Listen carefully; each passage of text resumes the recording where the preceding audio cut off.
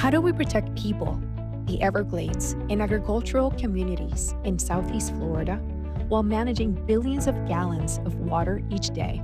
How do we store, move, and clean this water so it can be handled safely while also used to enhance public recreation and secure reliable water resources that support safe drinking water for Floridians? I'm Melissa Pomales, and I'm the Florida Area Leader for Arcadis' Resilience Water Business Area. I lead an exceptional group of professionals, engineers, scientists, consultants who are delivering water, wastewater, stormwater, climate adaptation, and solid waste projects across Florida. I followed in my father's footsteps as a civil engineer working in the water, wastewater industry. So for me to be able to be part of this amazing industry and community, and now to be doing this in Florida and being able to support and impact so positively and improving the quality of life of Florida communities across the state is a dream come true. We are seeing that, yes, we have the threats always every year of hurricanes and tropical storms, but now more often than not, we're actually experiencing greater threats that are coming from strong rain events that are impacting our communities and just causing these flash flooding events that, back we used to think that it was a 1 in 100 and 1 in 500, and now almost every year a different community is being impacted by these rainfall events. The South Florida Water Management District has created these stormwater treatment areas to help clean the water that comes down from Lake Okeechobee and the runoff from rain events. And this particular stormwater treatment area is called Stormwater Treatment Area 5-6. And it's located right next to our flow equalization basin. The runoff before was going through the farms and then going to the stormwater treatment area, and then it was going quickly through the stormwater treatment area and being released, but without having the water effectively cleaned. The runoff continues to go south to the Everglades, and those excess nutrients cause unwanted algae to grow and kill the native plants that are in the Everglades, and so that's the detrimental effects from that extra nitrogen and phosphorus. We want better water quality because eventually that water in the Everglades also is our drinking water down here in South Florida.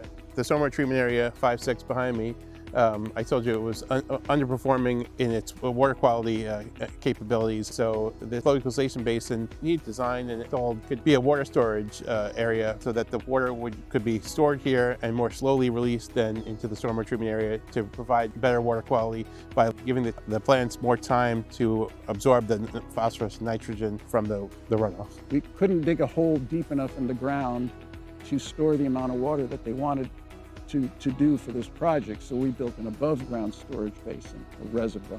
Right now we're standing in front of the pump station that is used to lift the water, if you will, from the feeding canals, the canals that carry the runoff from the drainage basin, and lift it up to store it above ground inside of the flow equalization basin.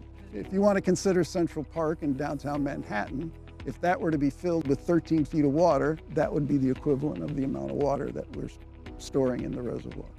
To be most cost-effective and efficient, it's best to have your storage area as close as possible to where the water is needed. The district and the state of Florida were able to purchase a large piece of land from a former Orange Grove farmer, and because they had so much land area here, they made a portion of it available for this storage basin. This area actually had a significant grade change of 5 to 6 feet from the west side to the east. And it also moves the water too fast from west to east, flatten or level the land, which enables the water to flow more slowly and gives it more contact time with the vegetation to remove nutrients and pollutants. Not only will this flow equalization basin be a storage facility, it's also going to provide habitat for birds and alligators and other animals, because it's filled with water, and all the plant species and animals and bugs and birds that will be able to inhabit the FEV. The long-term effects are increased water quality, and the water that's moving south into the Everglades is cleaner and more pristine, and the water that then released into the Biscayne Bay and the Everglades National Park is also more improved. So this project is really essential for not just the communities that surround it, but for the expanded Florida and South Florida community. It's going to provide resilience, and it's going to provide additional capacity to manage water resources. I'm proud of the team that worked on this project because they are the example of what it means to deliver and to improve quality of life through the work that we do every day.